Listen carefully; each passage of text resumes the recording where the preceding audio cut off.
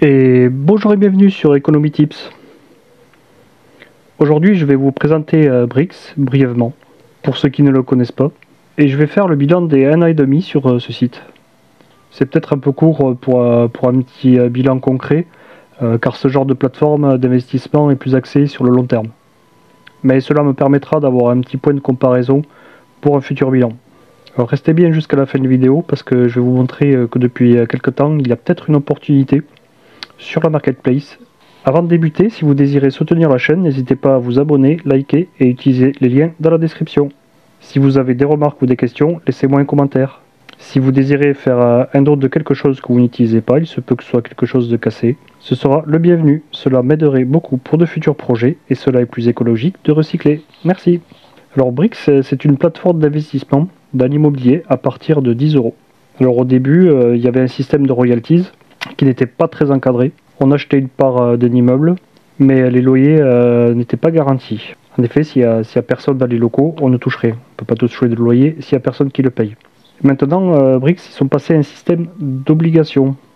Pour résumer, on prête de l'argent à un professionnel de l'immobilier qui a différents projets et qui vous rémunère entre 6,75% et 12%, ce qui est pas mal du tout quand même, avec beaucoup moins de risques que les royalties.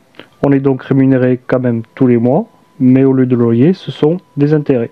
Mais ce changement s'est effectué sur plusieurs mois. En effet, Brix a déposé une demande d'agrément PSFP auprès de l'AMF. Alors PSFP, c'est pour l'activité de fourniture de services participatifs. Et l'AMF, c'est l'autorité des marchés financiers. Donc l'activité de Brix a dû se mettre un peu à berne à cause de cela pendant quelques temps.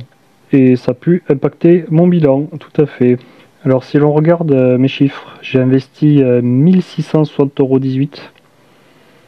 J'ai perçu 49,86 € de loyer et la valeur de mes Brix est de 1677,23 €. Ce qui fait un retour de 4% en 1 an et demi et 2,66% en 1 an, en prenant en compte les loyers perçus et l'augmentation du prix des Brix, bien sûr. C'est assez faible parce qu'il y a les loyers impayés qui ont impacté grandement mon bilan. Mais si l'on regarde du côté de la marketplace qui propose des parts d'immeubles sur le système des royalties, et il peut y avoir pas mal d'opportunités pour peu que l'on y réfléchisse un peu, avec des Brix jusqu'à moins 25% de leur valeur. Mais il faut bien y regarder les loyers, il faut regarder les loyers perçus, le taux d'occupation des immeubles. Pour que cela reste une bonne affaire, c'est vraiment du cas par cas. Il faut vraiment bien regarder tous les chiffres. Pour cela, Brix met à disposition quand même un petit outil ou deux avec quelques graphiques. Voilà, pour ma part, c'est un bilan assez mitigé, je trouve.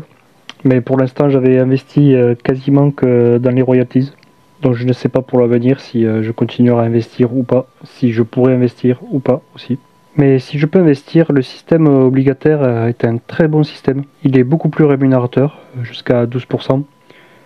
L'argent investi est assuré en cas de faillite du professionnel et couplé à la marketplace avec de bonnes opportunités sur celle-ci. J'espère que mon prochain bilan sera bien meilleur. Alors si vous souhaitez investir sur Brix en utilisant mon lien de parrainage, vous avez 1% de bonus sur vos investissements pendant 3 mois. Ça peut être très intéressant selon ce que vous décidez d'investir. Sur ce, nous arrivons maintenant à la fin de cette vidéo. J'espère que cela vous a aidé. Et si cela vous a plu, abonnez-vous.